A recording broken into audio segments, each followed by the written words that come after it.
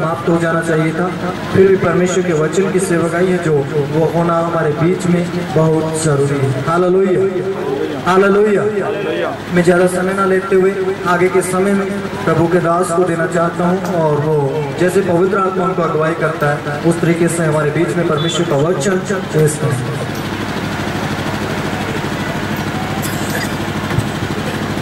आइए हम दुआ करेंगे। आसमान में रहने वाले मेरे जिंदा खुदावंद का प्यारा यीशु मसीह, आपकी प्रस्तिश करते हैं, आपकी हम करते हैं कि आज का दिन हमारे ज़िंदगी के लिए आपने मुकर्रर किया है, और हमारी ज़िंदगी के लिए आपने अपना इकलौता बेटा यीशु हमें दे दिया है, ताकि हर एक दिन हम नए सिरे से पा सके, उसका लुत्फ़ उठा सके, और आपकी आशीषें, आपके वरदान, आपकी बरकतें हम पा सकें। आज का दिन हमारे ज़िंदगी के लिए ऐसे बेहतरीन रीति से आपने दिया है, ताकि खुदावंदा आसमानी बरकत यहाँ पर उतर कर आए, और आपके बंदे, आपके खादिम, आपके बच्चे, हर एक व्यक्ति आज आसमानी बरकत से आशीषित होए, और खुदावंदा यहाँ पर आपका अलम नजर आए, और खुदावंदा यहाँ पर आपका मस्सा छा जाए, ताकि खुदावंदा हर एक व्यक्ति आज आपके मस्से से भर जाए, और खुदावंदा यहाँ से जाने वाला हर एक व्यक्ति आपकी बरकत से भर जाए, ताकि खुदावंदा आसमानी जो आप में रहते हैं, आसमान के ऊपर से जो बरकत उतरती है वो देने की आपकी इच्छा है। इसके लिए आज हर एक की जिंदगी के ऊपर आपकी बरकत बनी रहे, और वो खुशी, वो शांति, वो खुदावंदा सुकूनात इनके जीवन में हमेशा बरकरार रहे, ताकि खुदावंदा आपने इसीलिए यहाँ पर इस जमीन के ऊपर अपना जन्म ले लिया था, और खुदावंदा आज जो आपने तख्त ताज छोड़कर यहाँ पर आए थे, वही तख्त ताज के ऊपर आज आप विराजमान है, और फिर से न्याय करने वाले आने वाले हैं। हे यीशु मसीह, हम आपसे विनती करते हैं, इल्तिजा करते हैं कि आज आसमान से उद्धार की बरकत उंडेल दे, ताकि हर एक की जिंदगी बदल जाए, और उनके जीवन में आज सुकूनात आ जाए, और आपकी बरकत आ जाए, और होने दीजिए आपके नाम का शुक्रगुजार। आपने इससे खुदावंदा हम पर फजल किया है, इसके लिए हम आपके शुक्रगुजार हैं। यीशु के नाम से विनती की, और आपने सुन ली खुदा पाक, इसके लिए आमीन। Hallelujah, hallelujah, hallelujah, hallelujah, hallelujah, hallelujah. जो खुदा के बंदे हैं जोर से बोले हालेलुया, हालेलुया। जो खुदा के बंदे वो जोर से बोले हालेलुया, हालेलुया। क्योंकि हमारा खुदा जिंदा खुदा है। कैसा खुदा है? जिंदा। जो जिंदा है वही बोलेंगे हालेलुया, वही जिंदा नहीं है। हालेलुया। मैंने कहा था जो जिंदा है वही बोलेंगे हालेलुया।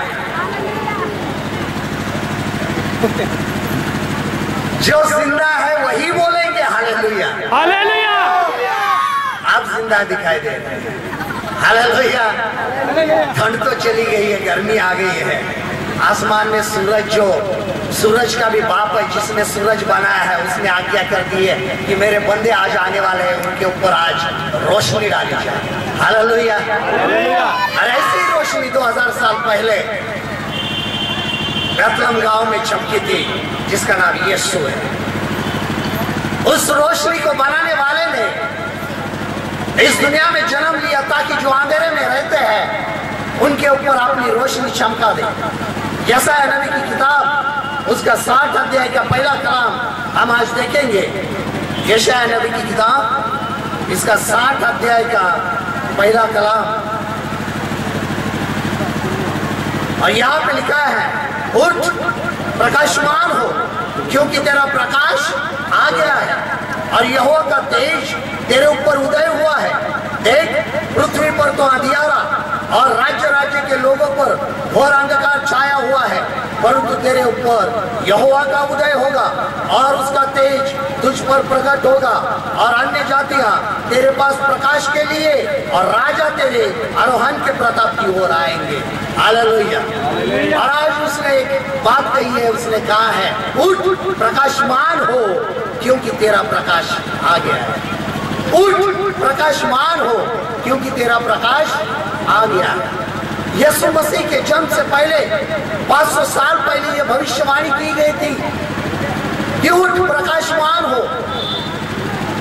और जिस दिन वो प्रकाश आने वाला था, उस दिन मरियम जब गर्भवती थी, धर्मशाला में जगह नहीं थी, सराय में जगह नहीं थी। हर एक सराय में जाकर पूछ रहे थे, देखो आज ये प्रकाश आपके घर में जन्म लेना चाहता है, आज ये प्रकाश आपके जीवन में उजाला लाना चाहता है। लेकिन सबने कहा हमारे घर में, हमारे सराय में आज जगह नहीं है, जगह को ढूंढ रहे हैं। मरियम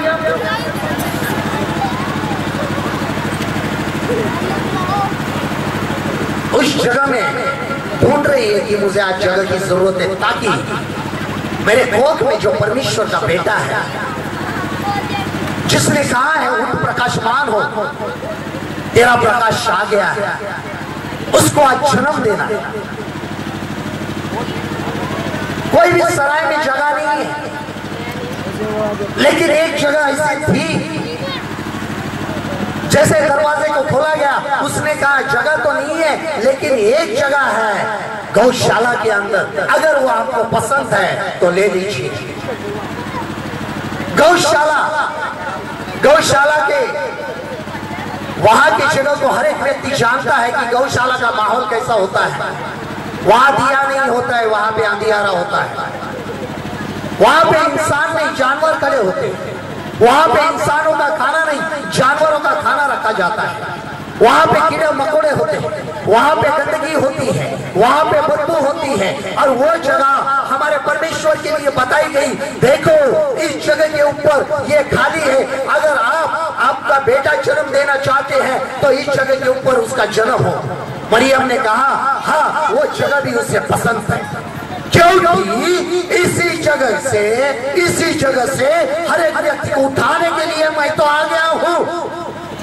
हर एक व्यक्ति जो ऐसी गंदगी में पड़ा है, जो ऐसे गौशाला में पड़ा है, जो ऐसे गंदगी में पलता है, जो ऐसे गंदगी में जीता है और कीड़ों मकोड़ों की तरह अपनी जिंदगी बिताता है, उन्हीं को प्रकाश देने के लिए, उजाला देने के लिए मैं इस दुनिया में आ चुका। ऐसा ही जीवन, एक गौशाला का जीवन मैं जीता था। मेरा जीवन गौशाला से कोई कम नहीं था, लेकिन जब उसकी रोशनी चमकी तब उसने मेरे जीवन में वो उजाला लाया जो उजाला मैंने कभी देखा नहीं था। हालांकि मैं इलेक्ट्रिकल कॉन्ट्रैक्टर था, मैं बिजली के काम किया करता था, मैं दूसरों के घरों के अंदर बिजलियां लगा करता था, लेकिन मेरे जीवन में अंधियारा था, मेरे आत्मा में अंधियारा था। मैं एक ऐसा गौशाला का जीवन जीता था जिसमें कोई इंसानियत नहीं थी, लेकिन जब यीशु मसीह मेरे जीवन में आया तो मुझे सच्चे रोशनी की जरूरत थी, वो मुझे मिल गई। भले मैं दूसरों के घर के अंदर, जो दुनिया में बनाए हुए घर है, जो मिट्टी के हैं घर, जो ईंटों के घर है, उसमें जो इंसान ने बनाई हुई बिजलियां है उसको मैं लगाता था, लेकिन मेरे आत्मा में जो मुर्दा जिंदगी थी, जहां अंधियारा था, उसमें एक सच्चे रोशनी की जरूरत थी। जैसे कि कहा गया है, उठ उठ प्रकाशमान हो, तेरा प्रकाश आ चुका है। अच्छा, मेरे जीवन में वो प्रकाश आया, तब मुझे दिखाई दिया कि सच्चाई क्या हो। एक मसीह जीवन के लिए तो मैं जीता था, लेकिन सच्चा मसीह नहीं था, जिसको मैं ईसीजी क्रिश्चियन कहता हूँ। ईसीजी क्रिश्चियन यानी साल में सिर्फ 3 बार चर्च को जाते हैं, ईस्टर, क्रिसमस और गुड फ्राइडे। ईसीजी क्रिश्चियन, जो मेडिकल वाले हैं वो ईसीजी को समझ सकते हैं कि ईसीजी का मतलब क्या होता है, कि जो हृदय की बीमारी होती है उसको नापा जाता है,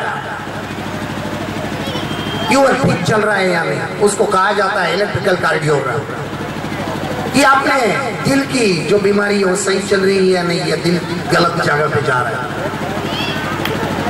लेकिन यहाँ पे सिर्फ 3 दिन, साल में 3 दिन कलीसिया में जाने वाला इंसान, उसको ईसीजी कहा जाता है, ईस्टर, क्रिसमस और गुड फ्राइडे। वो अंधेरे में था मेरा जीवन, और जब प्रकाश आया तब सलामती मेरे जीवन में आई, जो शांति उसने वादा किया था कि खुदावन अपनी उम्मत प्रजा को जोर बख्शेगा, खुदावन अपनी उम्मत को सलामती की बरकत देगा। वो सलामती जो हमारी जिंदगी को उस खुदाए पाक के साथ में जोड़ देती है यीशु के द्वारा। क्योंकि यीशु ने कहा, मैं मेरी शांति तुम्हें दिए जाता हूँ, जैसे दुनिया देती वैसे नहीं, मैं मेरी शांति तुम्हें दिए जाता हूँ, ताकि तुम्हारा मैं भयभीत ना हो और अस्वस्थ ना हो। और वही सलामती जब हमारे जिंदगी में आती है, तब हमारे जीवन के अंदर उसकी आशीष उतर कर चली आ जाती है। और जब वो आशीष आ जाती है तो उसकी सल्तनत के इकबाल और सलामती की कुछ इंतहा ना होगी। वह दाऊद के तख्त और उसकी मामुलकत पर वह राज से आबाद तक हुक्मरान रहेगा। आज से लेके आबाद तक हुक्मरान रहेगा। हमेशा की शांति, हमेशा की सलामती जो कोई छीन नहीं सकता है। हमें जो सच्ची सलामती की, सच्ची शांति की जरूरत है, वो यीशु मसीह देता है, ताकि जिसके जीवन में वो सलामती आ जाती है, उसके जीवन में वो तख्त आ जाता है जो खुदा पाक का तख्त है। उसके दिलो जान पर वो राज करता है और वो राज हमेशा करता रहे। इसके लिए उसने आज जन्म लिया था, उसका बड़ा दिन मनाया जाता है। हालांकि उसकी तारीख यहाँ पर लिखी नहीं है, लेकिन हम 25 दिसंबर मानते हैं कि यीशु मसीह ने जन्म लिया था। चलो एक बड़ा पर्व मनाया जाए। लेकिन हर दिन जिसके जीवन में यीशु आता है, उसका बड़ा दिन हर दिन होता है। और इसी रीति से गौशाला में 3 मजूसी, 3 ज्योतिषी आ गया। आज उन कैरेक्टर के बारे में देखेंगे हम कि वो कौन है। ऐसे 3 लोगों के बारे में देखेंगे कि क्या चाहते हैं वो लोग। जब वो मजूसी उसे मिलने के लिए आए, बहुत खूबसूरत बात यहाँ पर मैं कहने जा रहा हूँ, जरा ध्यान से देखना है ताकि किसी का ध्यान यहाँ पर विचलित ना हो। मत्ती की किताब इसका 2 अध्याय 2 वचन कहता है कि यहूदियों का राजा जिसका जन्म हुआ है कहाँ है, क्योंकि हमने पूर्वों में उसका तारा देखा है और उसको प्रणाम करने आए हैं। और 11 कलाम कहता है, और उस घर में पहुंचकर उस बालक को उसकी माता मरियम के साथ देखा और मुंह के बल गिरकर उसे प्रणाम किया और अपना अपना थैला खोलकर उसको सोना और लोहबान और गंधरस की भेंट चढ़ाई। वो 3 मजूसी, वो ज्योतिषी, वो ज्ञानी, भेद जानने वाले लोग थे। और उन्हें पता था, उस तारे की ओर देखकर उसने कहा था कि देखो, उस तारे को देखकर हम आए हैं कि यहूदियों का राजा जिसने जन्म लिया है वो कहाँ है। जब हेरोदस के पास गए तो सबसे पहला डरने वाला व्यक्ति था हेरोदस, जो उस समय यहूदा का राजा था। हेरोदस ने कहा, मेरे होते हुए ये कौन से राजा ने जन्म लिया है? ये कौन सा राजा है जो मेरे ऊपर राज करने वाला है? वो उस राजा ने जन्म लिया था जो राजाओं का राजा है और शहंशाहों का शासक है। उस राजा ने जन्म लिया था। डर गया वो, खौफ आ गया उसके जीवन में। जब दूसरा व्यक्ति अपनी कुर्सी छीनने के लिए आता है तो हम डर जाते हैं, भाई वो आ गया तो अब मेरा क्या होगा। ऐसे ही डर आ गया उसके दिल में। हमारे जिंदगी में भी अपनी जगह अगर कोई लेना चाहता है तो डर आ जाता है, मेरी जगह कोई ले नहीं सकता है, मैं हूं, ये मेरी कुर्सी है, ये मेरी सल्तनत है, मैं राजा हूं, दूसरा मेरी जगह पे आए ऐसा हो नहीं सकता है, क्योंकि मैं सिर्फ राजा हूं। और डर लगने लगता है, अगर किसी ने मेरी कुर्सी छीन ली तो मेरा सम्मान चला जाएगा, मुझे इज्जत कोई नहीं बख्शेगा। और यहूदा का जो राजा हेरोदस था वो डर गया और उसने कहा कि जाओ उसको ढूंढो और मुझे भी आकर बताओ कि वो कहाँ है। वो 3 मजूसी निकल गए, तारे ने उनका रास्ता बताया और वो जहां पर वो चरनी थी, गौशाला थी, वहां पर रुक गया। और वहां पे उन्होंने एक बालक को चरनी में लेटा हुआ, राजाओं का राजा जब तक छोड़ के आया, ऐसे स्थिति में जन्म लिया जहां पे गौशाला है।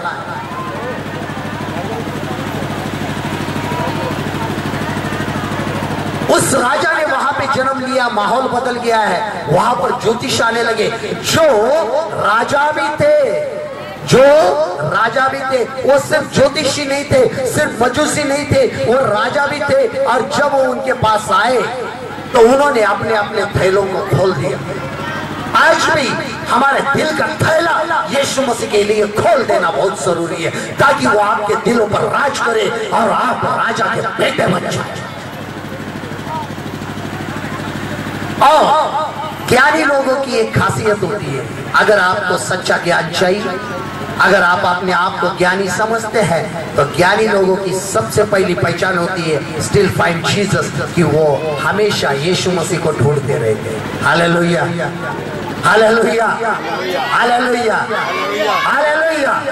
अगर सच्चा ज्ञानी है तो ज्ञानी यीशु मसीह को ढूंढते हैं। सच्चा ज्ञान चाहिए तो ज्ञान देने वाले यीशु मसीह को ढूंढते हैं। अगर हम अपने आप को ज्ञानी समझते हैं, बहुत बुद्धिमान समझते हैं, तो यीशु मसीह को ढूंढना चाहिए। हम ज्ञान किताब में नहीं ढूंढते, किताब में ढूंढना नहीं चाहिए। अगर ज्ञानी है तो यीशु मसीह को ढूंढो।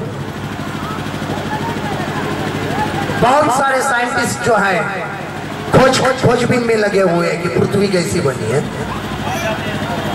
2 साल पहले आ गया था कि बहुत सारे देशों ने मिलकर पृथ्वी कैसे बनी, हजारों फीट नीचे जमीन के अंदर जाके उन्हें एक स्फोट करना था, और उसके द्वारा उनको पता चलना था कि जमीन कैसे बनी, आसमान कैसे बना और पृथ्वी कैसे बनी है। लेकिन जितने नीचे उतरते चले गए, जैसे ही वो हजारों फीट नीचे चले गए, उनको अजीबोगरीब आवाज आने लगी, रोने की आवाज आने लगी, चिल्लाने की आवाज आने लगी। पाताल में घुस रहे थे, नरक के अंदर जा रहे थे। खोजबीन कर रहे हैं इस पृथ्वी को बनाने की, पृथ्वी कैसे बनी है। अगर पृथ्वी कैसी बनी है जानना है तो जिसने पृथ्वी बनाई है उसको खोजो, अपने आप समझ में आ जाएगा कि आसमान और पृथ्वी कैसी बनी है। हम पृथ्वी कैसे बनी है ढूंढने के बजाय उसको खोजो। अगर सच्चे ज्ञानी है तो उसको खोजो जिसने आसमान बनाया है, जिसने इस दुनिया को बनाया, जिसने आपको बनाया है, जिसने मुझे बनाया है और जिसने हर एक जर्रे को बनाया है, उसको खोजो। अपने आप समझ में आ जाएगा कि हमें बनाने वाला कौन है। और क्योंकि बाइबल कहती है वो बनाने वाला हमारे बीच में था, लेकिन उसको अपनाया नहीं। अपने लोगों के बीच में आया, लेकिन उसको किसने स्वीकार नहीं किया। वो हमारे बीच में था, वो है, वो रहेगा। जो कोई भी ज्ञानी है उसको खोजता है, और जो उसको पा लेता है वो दुनिया को समझता है। क्योंकि दुनिया में रहने वाले व्यक्ति को अगर दुनिया समझनी है तो दुनिया बनाने वालों को खोजो। दुनिया बनाने वाला एक ही है, जिसका नाम यीशु है, जिसने आसमान और जमीन को बनाया है। ज्ञानी खोजते हैं दुनिया बनाने वाले को, यीशु को खोजते हैं। हम आज किसकी खोज कर रहे हैं? दुनिया की, दुनिया के तख्त-ओ-ताज की, दुनिया में रहने वाले हर एक लोगों की खोज करो। उस महान परमेश्वर की जो हमारे बीच में रहता है, जो हमारी जिंदगी में चलता है, जो हमारे जिंदगी में रहता है। अगर still find Jesus, you got peace in your life. क्योंकि यीशु ने कहा कि मैं अमन का शहजादा हूं, मैं मेरी शांति तुम्हें दिए जाता। अब जरूरत है हर एक व्यक्ति के लिए, हर एक जीवन के लिए, हर एक परिवार के लिए, हर एक इस देश के लिए, अपने भारत देश के लिए जरूरत है, तो शांति की जरूरत है। और यीशु मसीह ने कहा मैं मेरी शांति तुम्हें दिए जाता। हर एक के ऊपर मेरी सल्तनत बनी रहेगी, हर एक के ऊपर मेरी सलामती बनी रहेगी। मैं तुम्हें पाक राज करूंगा और तुम्हारे ऊपर अपनी आशीष की बरकत करूंगा, ताकि आप हमेशा शांति में बने रहें। जो ज्ञानी है यीशु मसीह को खोजते। ज्ञानी की दूसरी पहचान होती है still bringing gift to Jesus. यीशु को भेंटे लाते। क्या भेंट लानी? जैसे कि वो ज्ञानी मजूसी थे, उन्होंने अपने अपने थैलों को खोला। एक ने सोना, दूसरे ने लोबान और तीसरे ने गंधरस डाल दिया। लेकिन ध्यान रखो यहाँ पर still bringing gift to Jesus. क्या लाना है? Let us give him the greatest gift of ourselves। अपने जीवन के सबसे बढ़िया जो भेंट है, अपना जीवन उसके ऊपर न्यौछावर कर दो, उसको भेंट चढ़ा दो। हाँ यीशु मसीह, ये मेरा जीवन।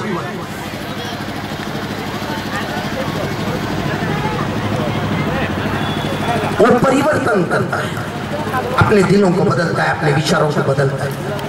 धन्यवाद तो देंगे हम उस महान खुदाए पाक। और तीसरी बात कहूंगा, जो ज्ञानी होता है वो तीसरी बात करता है, स्टिल वर्शिप जीसस, उसकी आराधना करता है दिल से, दिमाग से, आत्मा से और शरीर से।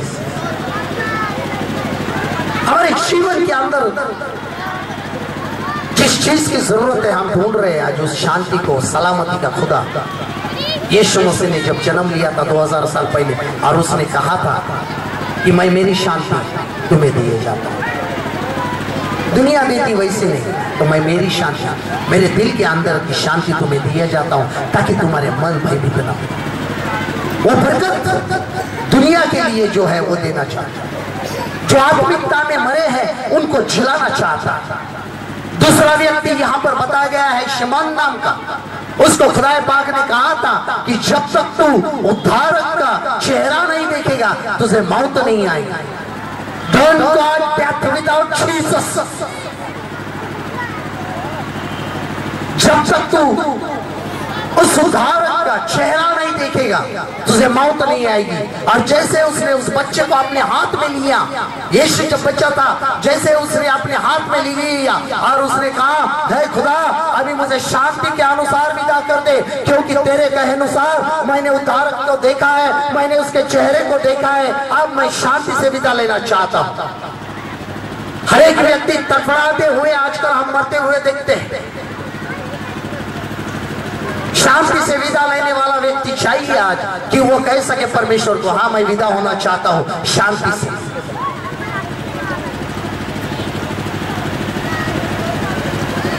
क्योंकि जब तक हम उद्धारक के चेहरे को नहीं निहारते हैं, उसको नहीं देखते हैं, हम शांति से यहां से विदा नहीं हो सकते। शांति से विदा वही करने वाला परमेश्वर। जब उसने उसको देखा, उसको पाया, उसको मरियम को पता नहीं था कि जो मेरे कोख में परमेश्वर का इब्ने खुदा है, जो बेटा है, उसके लिए कोई इंतजार कर रहा है, कोई इंतजार कर रहा है कि जब तक वो इसे नहीं देखेगा उसको मृत्यु नहीं आएगी, जब तक वो इसे नहीं देखेगा उसको मृत्यु नहीं आएगी। आज भी जब तक इसको नहीं पा लेते हो मृत्यु को मत अपनाओ। जब यीशु मसीह को अपनाते मृत्यु अपने आप निकल जाती है, क्योंकि उसने कहा है जो मुझ पर भरोसा रखता है, जो ईमान लाता है, वो मरकर भी जीवित रहेगा, और जो जिंदा है उससे मरने का अनुभव नहीं होगा, क्योंकि पुनरुत्थान और जीवन मई हूँ। जो मेरे ऊपर ईमान लाता है वो हमेशा की जिंदगी पाएगा, आपकी जिंदगी पाएगा, और हमेशा के लिए मरने के बाद भी जीवित रहेगा, क्योंकि उसकी आत्मा मेरे संगति में शांति में बनी रहेगी, क्योंकि उसने अपने आप को शांति से मेरे हाथ में विदा किया। तड़फड़ाते हुए मरते हुए लोग आज भी देखते हैं, आज भी वो माहौल याद आ जाता है 26 नवंबर का जो बम्बई में हुआ था। आज भी दुख होता है कि ऐसे भी लोग हैं जो अमन नहीं चाहते, जो शांति नहीं चाहते हैं, कि जो दूसरों के घरों में अशांति फैलाना चाहते हैं।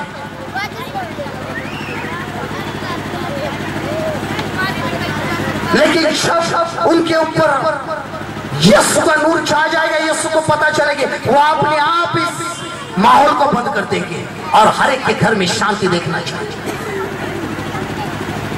हम कभी कभी दूसरों के घर में झगड़ा देखना अच्छा लगता है, अच्छा है, मेरे घर में शांति है, दूसरों के घर में हो रहा है, अच्छी बात है, बहुत खुश होते हैं।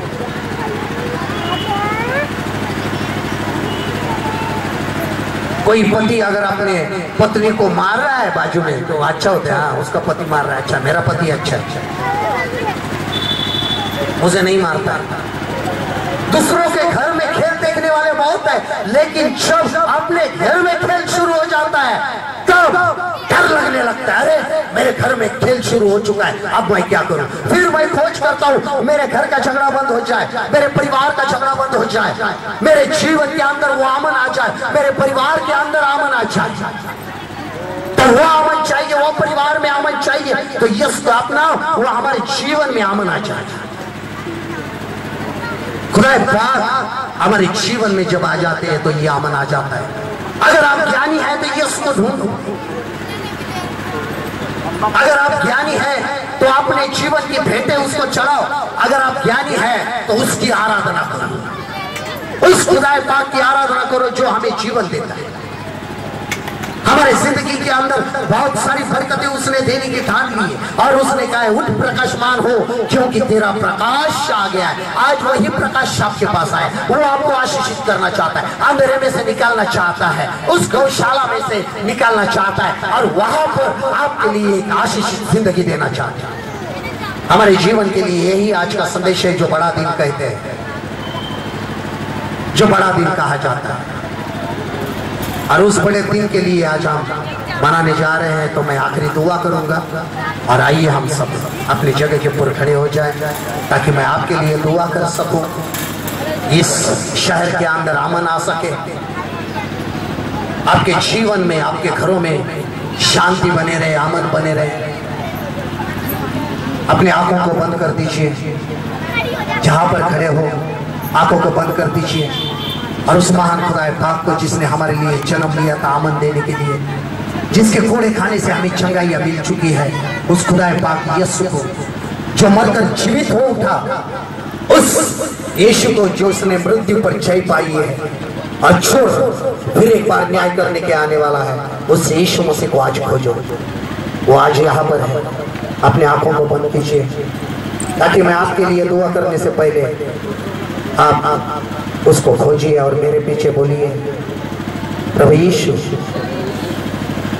मैं कबूल करता हूँ मैं पापी हूँ, मेरे पापों के लिए आपने अपना लहू बहाया, आप मारे गए, गाड़े गए और तीसरे दिन फिर जिंदा हुए। ऐसा मैं विश्वास रखता हूँ और कबूल करता हूँ। यीशु तो ही प्रभु यीशु, आज मैं आपको मेरा व्यक्तिगत उद्धारकर्ता और शांति देने वाला प्रभु करके ग्रहण करता हूँ। मेरे पापों की क्षमा कर दीजिए। आपने मेरे पापों की क्षमा की, मुझे उद्धार दिया, नया जीवन दिया। इसके लिए मैं आपका शुक्रगुजार हूँ। यीशु के नाम से आमीन। आसमानी बादशाह खुदावंदा, मैं आपकी शुक्रगुजारी करता हूँ। आज हर एक आए हुए व्यक्ति के लिए मैं दुआ करने जा रहा हूँ। खुदावंदा हर एक के ऊपर आपकी मस्सा छाने दीजिए, हर एक के जीवन को बदल दीजिए, हर एक के ऊपर आपकी शांति आने दीजिए। और खुदावंदा दुआ कर रहा हूँ आज जो भाई यहाँ पर विराजमान है, जो यहाँ के नेता है खुदावंदा, उनके जीवन में इस स्टेट को, इस राज्य को और खुदावंदा इस शहर को चलाने के लिए उस आमन से भर दीजिए खुदावंदा, ताकि उनका मन भयभीत ना हो। खुदावंदा आसमानी खुशी उनके जीवन में दे दीजिए और यहाँ पर आपकी बरकत हर एक के ऊपर बनी रहे, उनके दिल के अंदर शांति बनी रहे, ताकि खुदावंदा वो शांति से हर एक अच्छे से अच्छा निर्णय ले सके। और प्यारे यीशु मसीह, आज उनके दिलों के ऊपर आप राज कीजिए ताकि वो अम्बाला पर अपना राज, अपनी सल्तनत बना सके। खुदावंदा उनके जीवन में बरकत आने दीजिए और उनके परिवार में बरकत आने दीजिए, ताकि खुदावंदा वो शांति के द्वारा, अमन के द्वारा इस शहर को चला सके और आपकी रोशनी उनके अंदर देख सके। छू लीजिए खुदावंदा आज और बढ़े दीजिए आपके नाम का जय। हर एक के जीवन के अंदर आपकी आशीष बने रहे। आगे का समय मैं आपके हाथ में सौंपता हूँ। प्यारे पवित्र आत्मा हर एक को आशीष करना, यीशु के नाम से विनती की और आपने सुन ली इसके लिए आमीन। आइए हम एक जोरदार ताली बजाएं परमेश्वर के दास के लिए, जो हमारे बीच में आकर के परमेश्वर के वचन से आशीषित किया। और हम सब कर पकड़ के अपने स्थान पर, अपने स्थान पर बैठ जाएं।